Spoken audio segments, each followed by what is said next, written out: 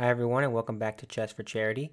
In this video, I'm going to show you a rare endgame where you have two knights and a bishop against a lone queen and king.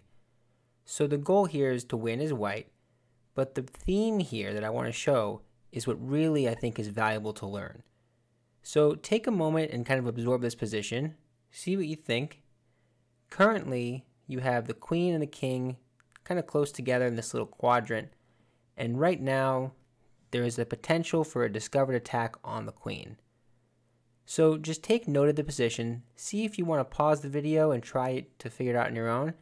It's not that easy, but it's also, there's only 6 pieces on the board, so it can only be so hard, right? Okay, well I'm going to share the answer now and try to explain why. So the first thing you might think is I should move this knight on c5, give check to the black king, so maybe I go to maybe e4, maybe b7, those are the squares that give check, and then I'll just capture this queen, right? What's wrong with that? Well, here's the thing.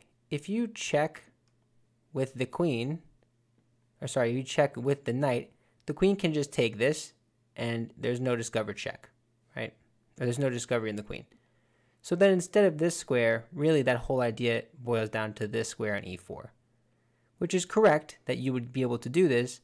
But after king c7, if you take this queen like this is actually going to be a draw. Because two knights against a lone king is a draw, cannot be a forced win. It's actually kind of a crazy thing to think that 6 points of material versus the lone king is a draw. Okay, so what if in this variation, maybe you give another check?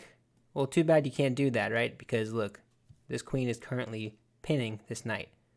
So the best move for white in this position is to just take the draw. So it turns out this knight move, despite how appealing it looks, it actually doesn't lead to anything. You have all these different places you can go, like this, but a lot of them don't lead to anything at all because they need to be a check, and the only two that are checks are these two, and like I showed, this one just gets taken directly, and this one doesn't lead to anything. Okay, so you might now start searching, like, well, what do I do? And this is where I found this move to be so valuable. And if you think it's valuable, let me know. So take a second to look at what the queen has in terms of her options. So currently the queen has all of these squares that she can go to. All of these, right? And you might look at these and go, which one of these squares are actually under our control, whether direct or indirect? And which one of them are safe? So let's just say, for example, let's look at b8. So if the queen were to somehow go to b8 just to make a move, you'd be able to win the queen, right? You'd be able to go on this diagonal with the bishop and win the queen, just for example. And the more you do this with all these squares, same idea with d8, I go d8, and I go, well, if I had that, I can actually fork them. Let me use a different color. On c7, I'll be forking the king and queen. So this square is not safe either. And you can go through and kind of label with these colors here the squares that are safe and that are unsafe. So these red squares I just labeled, these are directly attacked by the knight. This one, and that one. And you can do this with all of the squares. It turns out this square, c7, is not safe because if I were to go to c7, I have that same bishop check. And the more you think about all of these squares, it turns into this situation. It turns out none of them are safe except b5. Now that might be a conclusion where you go, okay, now what do I do about that? What is the conclusion I draw from that? And here is the thing. The conclusion you draw is that the winning move is actually king to c4. What an amazing move. You have all this stuff going on right here with this knight, and the simple move king c4 absolutely suffocates this queen. So now let's talk about all these different places that the queen can go and show why they're not working. So it should be said that right now the king can't really go anywhere, right?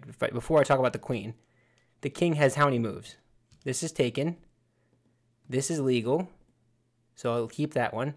This one's legal, and that's it. If you go here, you get forked, and that hurts. So don't walk into that voluntarily. And if you go here, This is the other square. Hey, look, you get forked.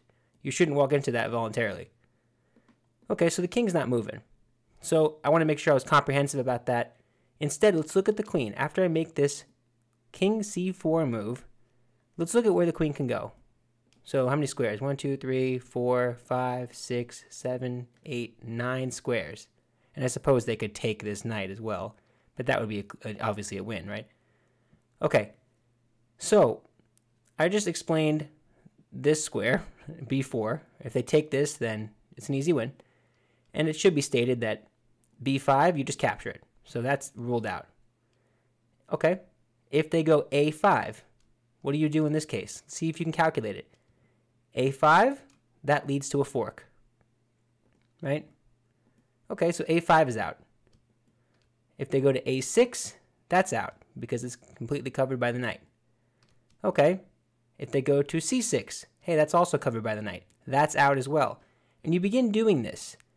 And same thing here, b7 is out. And you start realizing the queen doesn't have many squares. If she goes to a7, what does that lead to? Well, now the queen is a little bit farther away from this king. I can give check, and the king cannot capture my bishop after I capture their queen. This is an easy win for white. So we look at all the squares. What's left? We have c7, d8, b8. Okay, c7, check. There's a skewer here. You have to move your king. Important note, you have to move your king away from these squares, which means you kept to get your queen up for nothing. That's an easy win. What's left here? d8 and b8. Let me go back. d8 and b8. If you go to b8, that's check. You got to move, and then I take this.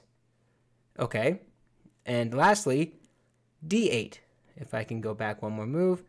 d8, that's an easy fork. And then you move somewhere, and I take you. And a knight and bishop versus a king is a win. Okay. So what's the difference between these moves? Why do I go king c4? I'm trying to cover this, right? Does this move not work? If I go king a4, it accomplishes the same goal, right? Well, no, because now they can actually get out. They can check you first, force you to move, and if you go back, just for example, they can now escape and go here, start threatening some stuff, and it's not going to be a win for white. It's actually going to be a draw, according to the engine. And again, feel free to play with this position on your own. I'm not going to be able to go over every single variation.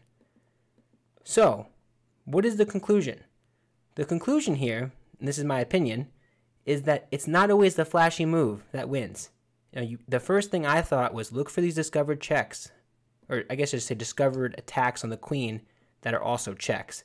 Look for these discoveries. It turns out that's not the best thing. Instead, think about if my opponent had a move, what would they do? What could they do? And then if you think I can limit them, then that's probably a good idea. This king c4 move limits the black queen. And it's just incredible. So just to make sure I'm really clear, the reason why this knight check doesn't work now is because they take like this, and two knights versus a king is not a win. But every other square after this king c4 move will be enough material to mate, because in all variations you'll have either the knight and bishop or you'll have all three pieces. And in both cases, it's a win. Isn't that just incredible? I love the simple, quiet move of king c4.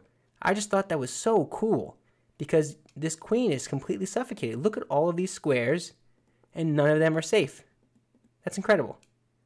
Okay, that is it for this video. If you enjoy the content, let me know. Please like and subscribe. And while you're at it, let me know where you're watching from. I've really enjoyed talking to all these people about chess, and it's nice to see. But that's it for this video. Thanks so much. Bye.